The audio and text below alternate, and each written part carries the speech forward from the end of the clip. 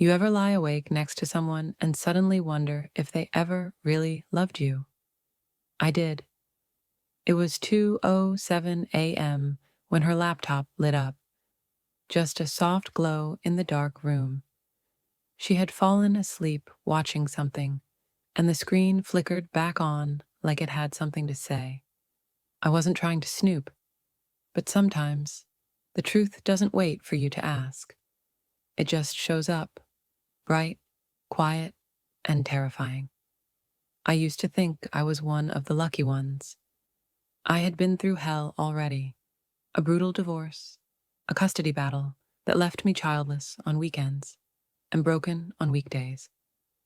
And then she came along, a little younger, warm smile, said she liked men who worked with their hands, said she loved my truck, my dog, my long haul job, said she didn't mind the hours, said she loved me. She said all the right things. I believed her. I believed her when she told me we should protect each other, just in case something ever happened. That love meant planning for the worst, even while living for the best. She handed me the forms. Life insurance, $500,000. Just a safety net, she said. God, she was good at sounding sincere. But there it was, glowing on the screen that night. Search history open. No password, just open, like the universe wanted me to see. And what I saw made my stomach twist. How long after death does life insurance pay out? Can natural causes be made to look like an accident? Poisoning undetectable in autopsy. Not one search, not two, a full page, dated over weeks, months, and suddenly, everything around me, the house we bought, the meals she made, the vitamins she pushed into my palm every morning, they all felt like props in a play I didn't know I was starring in. A question whispered into my chest, and it hasn't left me since. What if your marriage was a transaction, and you were the investment? If you're still here, buckle up, because this isn't a story about heartbreak. It's a story about survival, and what you do when the person who says, I love you, might just be waiting for you to die. Fanhai, Kota Jenhu Mot Kon Gyo. I met her on a Tuesday, one of those nights where the silence in the truck cab was just too loud. Parked off the highway, microwaved dinner, sitting half-eaten on my dash. I opened the dating app out of boredom. Didn't expect much, maybe a spam bot or someone looking to kill time. But there she was, no filters, just a simple photo in a field with a rescue dog. Said she loved old country songs, road trips with no destination, and men who could change a tire without calling for help. She messaged me first. I bet you know what real silence sounds like. Yeah, that got me. We talked for hours that night. She said my job fascinated her, that people like me were the backbone of America. No one had ever said that to me before. She made me feel like I mattered, like I wasn't just some guy hauling freight through forgotten towns. By the end of that week, we had a date set. By the end of that month, we weren't just dating. She moved in 3 months later, and I thought, maybe this was it. Maybe after everything I'd been through, I was finally being chosen for who I was. Turns out, I wasn't the only one choosing. When people say, it's too good to be true, you nod, laugh, and keep going. Until it's your story they're talking about. Panba, Chiex, Hop Jong, Kong Loi, Chung Ta Yeon Hao. Or so I thought. She called me steady, said I made her feel safe. I'd come home after long drives to home-cooked meals, clean sheets, and her arms wrapped around me like I was all she'd ever wanted. So when she brought up buying a house together, I didn't hesitate. She said renting was throwing money away. We might as well invest in something that's ours. She offered to split everything, bills, furniture, future. But somehow, when it came to paperwork, I was the one on every contract. She said it made more sense, that her credit wasn't great, that I was the provider, and this was how we protected what we were building. Then came the next suggestion: life insurance. She brought it up over wine, said she worried about me being on the road. One bad turn, she whispered, touching my hand. We need to make sure we're okay, no matter what happens. She made it sound like love, and I believed her. Signed where she told me to, a $500,000 policy. Beneficiary, her. I didn't think twice, because when you trust someone, the last thing you expect is that they're building an escape plan with your death as the starting point. For a while, life felt still, not happy, not sad, just still, like the quiet before a storm that hasn't made up its mind. We had a routine: breakfasts with her humming in the kitchen, soft jazz playing from a Bluetooth speaker. She packed my lunches, reminded me to take my vitamins, always the same ones, neatly arranged in a little Monday through Sunday box. Said they were for immune support. I never questioned it. She kept track of my routes, knew my drive times down to the hour.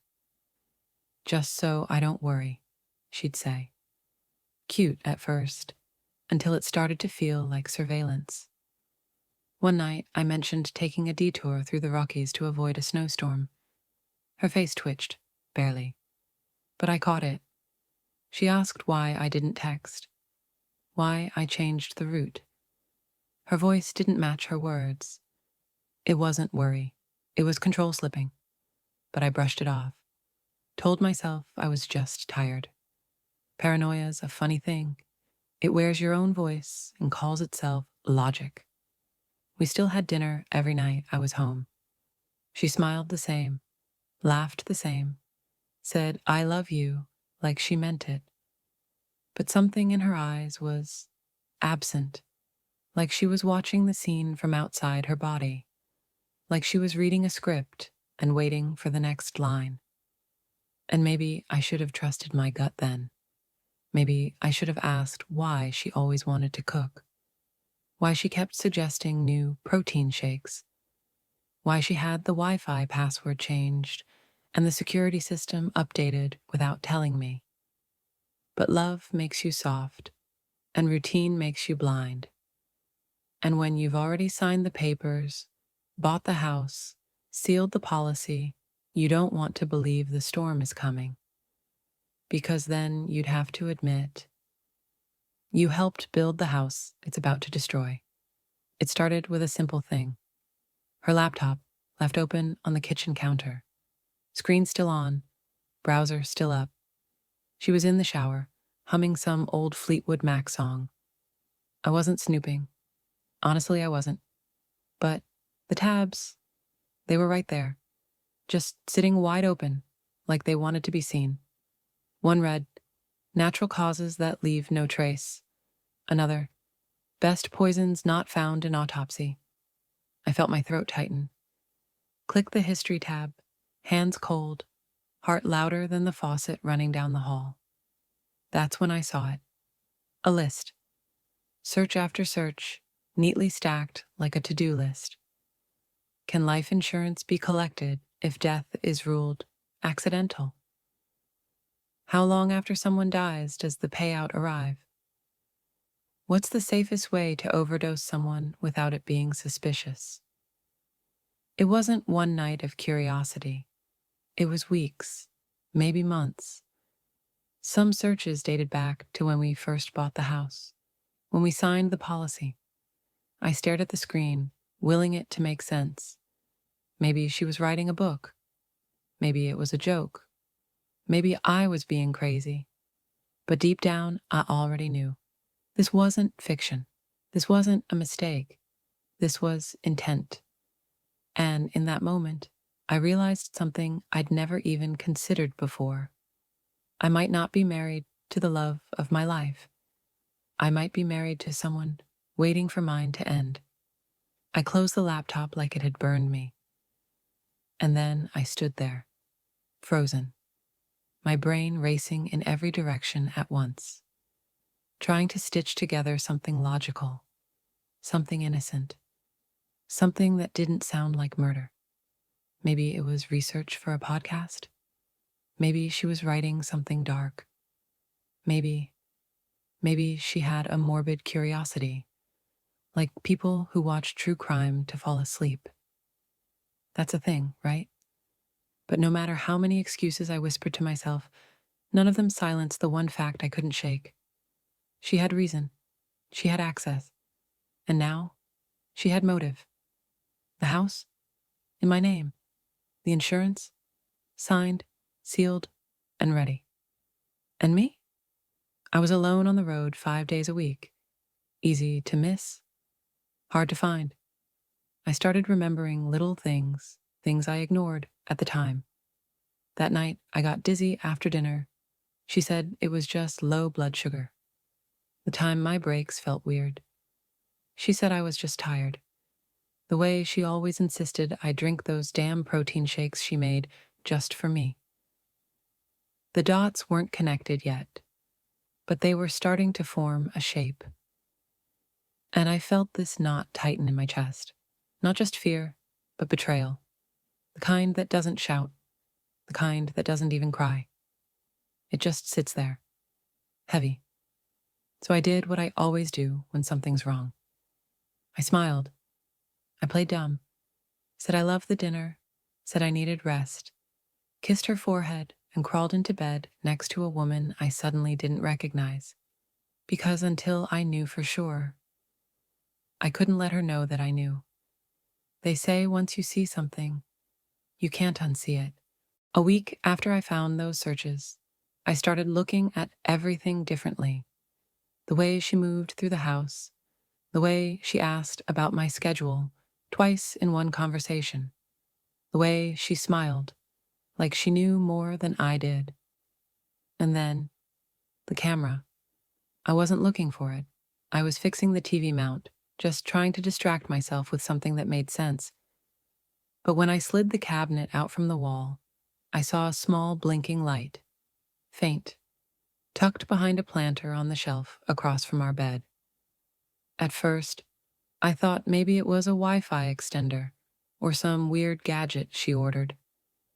She loved her tech, but the cord ran straight into a power source. And when I looked closer, it wasn't anything from Amazon. It was a hidden camera, pointed directly at where we slept, where we changed, where we talked about everything. I didn't say a word, didn't touch it. I just froze, staring at it. My ears rang. My mouth went dry. I could hear her in the kitchen, humming to herself like it was any other day. She had been recording us, not just watching, recording. For how long? I didn't know. But suddenly, I did know this. This wasn't about love anymore. This was about evidence. Evidence in case I ever turned up missing. Evidence to prove she had nothing to do with it. Evidence that could make a clean insurance payout look like a grieving wife's justice. I sat on the edge of the bed for a long time that night. Didn't cry, didn't panic, just listened to the hum of the fridge, to the weight of betrayal, to the voice in my head saying, "You don't live here anymore. You're just passing through." The trick to surviving a trap is simple. You don't move too soon. You wait. You breathe. You smile like nothing's wrong, even while your whole world is collapsing underneath you. That's exactly what I did. The morning after I found the camera, I made her coffee. Told her I had a long haul coming up, 10 days out west. She kissed me on the cheek and said, "Be careful." She always said that. But now it felt less like love and more like insurance protocol. I didn't ask questions, didn't confront, didn't accuse, because this wasn't a conversation anymore. It was a countdown, and I needed time. So I played my part, the good husband, the dependable driver, the trusting fool. But when she left for work, I drove to a lawyer's office 3 towns over, one that didn't know her name. I had every document I could print, our insurance policy, her search history, even screenshots of the camera feed I accessed using the IP address on the device. The lawyer didn't ask many questions. He just nodded and said, "You need to move fast." So we did. I changed the beneficiary on the policy, shifted ownership of the house to a trust under my sister's name, set up backups, cloud storage, encrypted copies of everything. And then I waited, because now I knew she wasn't just planning a life without me. She was planning a profitable one. But I wasn't going to give her what she wanted. She wanted a tragedy. I was going to give her a disappearance. The hardest part wasn't leaving. It was pretending I wasn't going to. I packed my bags like any other run, tossed in a few changes of clothes, my route log, even her favorite trail mix in the front seat, like always. Gave her the usual kiss goodbye at 6 a.m. She smiled, said, "Drive safe."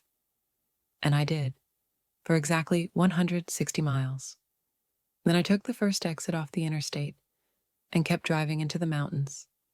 No tracker, no route update, no GPS tied to the company truck. I swapped that out the week before.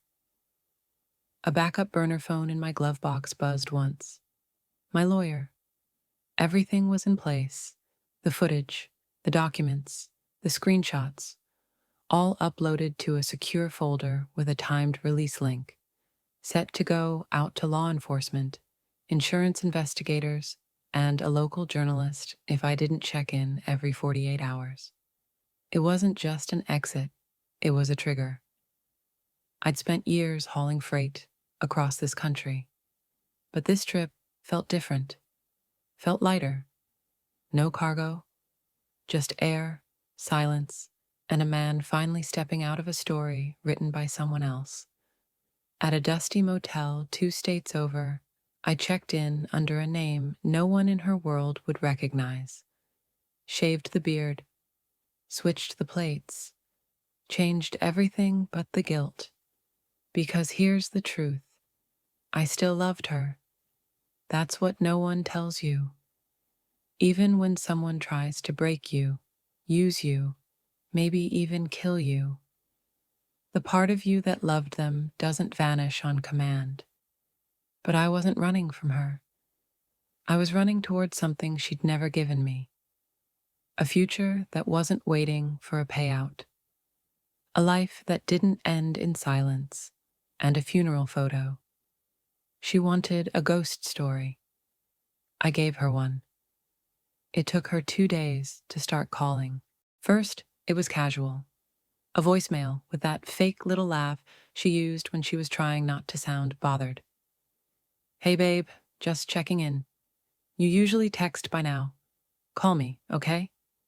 Then came the texts. "Where are you? Are you okay?" This isn't funny, but I wasn't playing a game. I was just gone. By day 4, she'd called my dispatch line twice and left a message for my sister, who, per the plan, played dumb and said we hadn't spoken. She was good at that, always was the smarter one between us. Then came the first real sign of panic. She called the insurance company, not the police, not my friends. The insurance. Asked about processing delays in case of an accident. Wondered aloud, if someone disappeared, how long would it take before a payout was initiated? That call was recorded. I made sure of it. And just like that, the truth started leaking out from behind her perfect smile. The concerned wife act, slipping.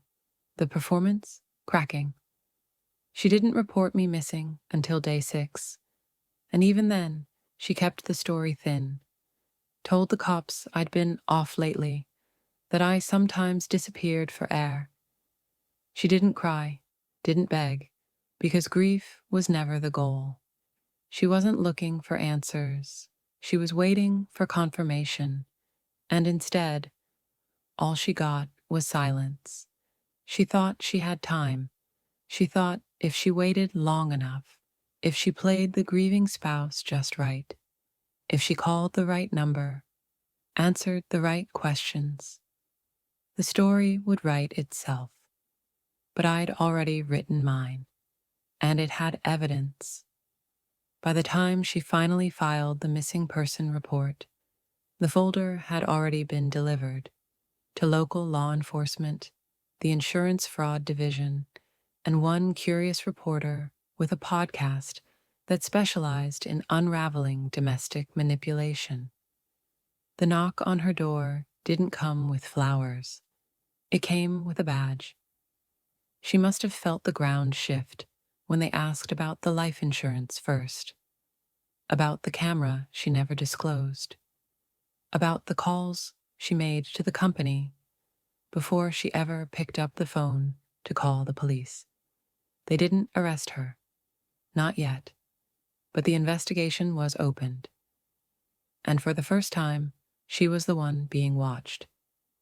I was sent a copy of the official interview transcript. She played calm, tried to pivot it all, said the camera was for protection, the searches were for a writing project, and the insurance call was just curiosity. But her voice cracked by the end. You could feel it. Because when the story stopped following her script, when the man who was supposed to die walked off the page, all that control she'd rehearsed? Gone. I didn't need revenge. I had the truth. And now, so did everyone else. I didn't disappear to hide. I disappeared to exist. There's something sacred about being untraceable. No one asking questions. No one saying your name like it belongs to a version of you that died long before you vanished. New license, new haircut, new town. I picked a place with no interstate. Just one gas station, 2 diners, and a population where everyone minds their business. Not because they're cold, but because they've all got ghosts of their own. I rent a little room over a hardware store now. Fix up small engines, help old folks with broken porch lights. Nobody cares where I came from. They just care if I show up on time and charge fair. I still wake up early, muscle memory, but now the only sound is birds and the coffee pot. No fake smiles, no tracking apps, no vitamins lined up with a smile that didn't reach her eyes. Peace doesn't come in a wave. It comes in pieces, like the first time I stood under the sky and realized no one expected me to die for their benefit. Or the way my lungs felt the first morning I didn't check over my shoulder before unlocking the door. I sent one email to my sister. I'm alive, and I finally feel safe. She replied with one word. Good. No tears, no explanations, just 2 people who understood that sometimes starting over isn't a choice. It's survival. People talk about trust like it's something you give, like it's a handshake, a promise, a soft place to land. But after you've been hunted behind a smile, trust isn't something you give. It's something that gets ripped out of you. And if you're lucky, if you're really lucky, you learn to rebuild, not with hope, but with distance. Out here, I don't let people in too close. I laugh when it's appropriate. I'm polite in line. I say, yes, ma'am, and no, sir, to people who've known this town longer than I've been alive. But there's always a line, an invisible one.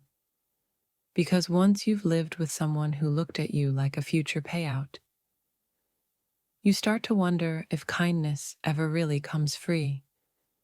I've been on a few dates since I left. They were Fine. Normal women, kind eyes, good conversation. But I never made it past the third dinner. Not because of them, but because halfway through a laugh, my mind would flash back to those search results, to the weight of her hand on mine while she passed me a drink I didn't ask for, to that damn camera, and I'd smile through it, pay the bill, say, this was fun, and never call again. Because trust isn't a wound. It doesn't heal with time. It's a scar, and you learn to live around it. Healing doesn't look like some dramatic sunrise or some life-changing epiphany. It looks like breakfast, scrambled eggs, black coffee, a window that lets in just enough morning light to remind you you're still here. It looks like walking into a diner where the waitress doesn't ask where you've been, just how you want your toast, buttered or dry, white or rye. I started working part-time at the local mobile library. Strange, right? A trucker turned book guy, but something about handing a story to someone else felt human, like I could be part of something simple again. No contracts, no plans, just stories going where they're needed. My hands still itch to move. I'll fix shelves, patch roofs, replace screens, stuff I used to do for a woman who saw me as a walking paycheck. Now, I do it for people who offer pie as payment, and sometimes that's enough. I take long walks now, not to get anywhere, just to feel the wind in my face and know no one is tracking it. Nobody's watching. Nobody's logging my hours. Nobody's waiting for me not to come home. And in that boring, uneventful space, something wild started growing again. Not joy, not yet, but peace. The kind that doesn't need music in the background or validation from a partner. Just the click of a library bin closing, the scratch of pen on paper, the sizzle of breakfast in a pan that no one else is poisoning. Turns out, the boring stuff, it saves you. I wrote her a letter once, sat down at the kitchen table with a cup of weak coffee and an old yellow legal pad. No one watching, no courtroom, no therapist telling me it would help. Just me and the silence that follows betrayal. It started like this. I don't hate you. I meant it. I don't think people like her start off evil. I think they get tired. I think they decide safety is a transaction, and eventually someone like me becomes the deposit. In the letter, I asked her if she ever meant it. The laughs, the kisses, the nights she whispered that we were building something real. I'll never know. And maybe that's the point. Because the truth is, she doesn't get to have the last word. And I don't need it either. That letter wasn't for her. It was for the part of me still frozen in that kitchen, staring at a laptop screen lit up with instructions on how to disappear a man. It was for the man who thought loyalty was armor and love was enough. It ended like this. I hope one day you regret trading something real for something you could spend. Then I folded it up, set it on fire in the sink, and watched it curl into ash. That's the thing about closure. Sometimes it's not something you send, it's something you burn. People confuse peace with forgiveness. They think if you're not screaming, you've let it go. If you've moved on, you've somehow excused it. But I didn't forgive her. I just stopped carrying it. There's a difference. Forgiveness says, I understand. Peace says, I accept that I never will. There's a lot I'll never know. I'll never know how early she started planning. I'll never know if she ever looked at me and felt even a flicker of guilt. I'll never know if any of it, the Sunday mornings, the long talks, the laughter, was real. But I do know this. I survived. Not with vengeance, Not with some dramatic confrontation, not by screaming in her face or dragging her through court. I survived by walking away. Not because I'm weak, but because there was nothing left worth returning to. See, peace isn't passive. It's not a white flag. It's not a hand extended in reconciliation. Sometimes, peace is choosing silence when you could have set the whole world on fire. Sometimes peace is locking the door behind you and never looking back, not even once. And in that kind of peace, there's power. You know what no one prepares you for? The satisfaction of nothing happening. No explosions, no courtroom drama, no headline-worthy downfall. Just a quiet unraveling, paper by paper, clause by clause. She never got the money. Turns out, when you call the life insurance company before you file a missing person report, and then get caught lying in your interview, things don't go the way you planned. They flagged the policy, froze it, launched a fraud investigation the moment my lawyer's folder hit their inbox.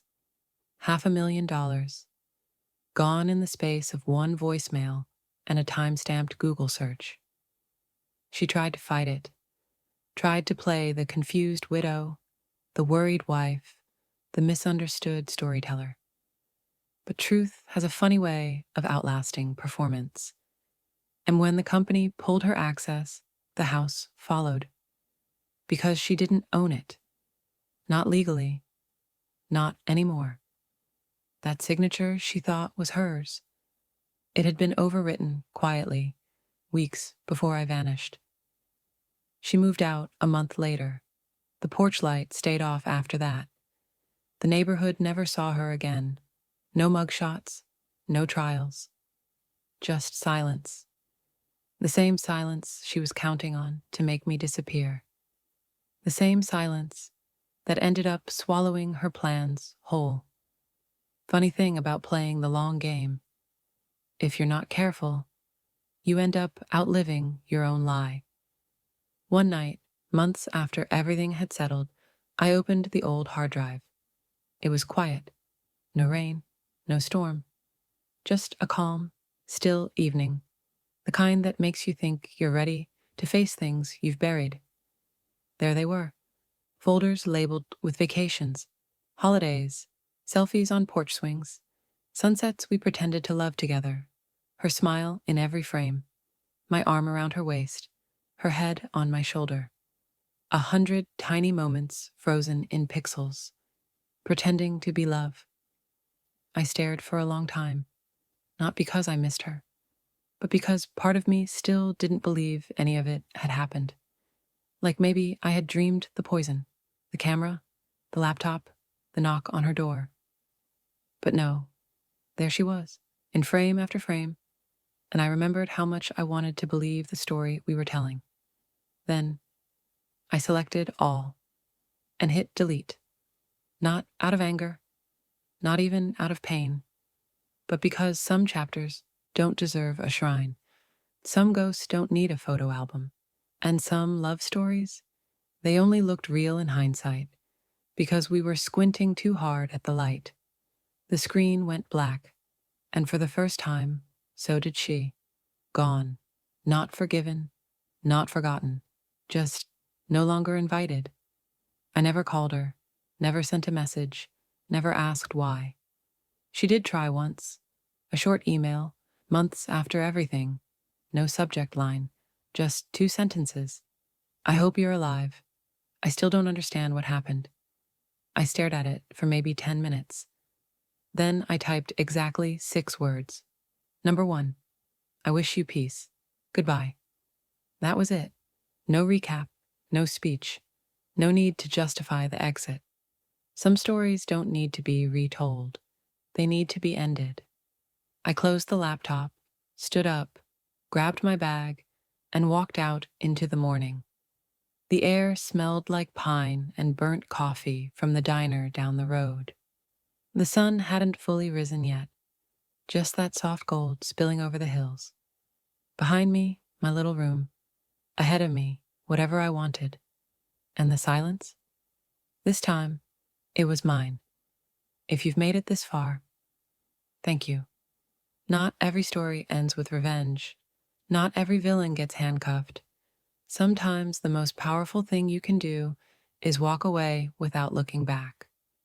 But maybe you've been there too. Trusted someone who wore love like a costume, ignored the signs, blamed yourself for the silence. You're not alone. So if you've got a story, even if it's messy, even if it still hurts, drop it in the comments. You never know who needs to hear that they're not the only one. And if you made it out, if you survived something you thought would break you, hit like, subscribe, not just for this channel, but for every version of you that kept going. Because sometimes survival isn't loud. Sometimes it sounds like peace.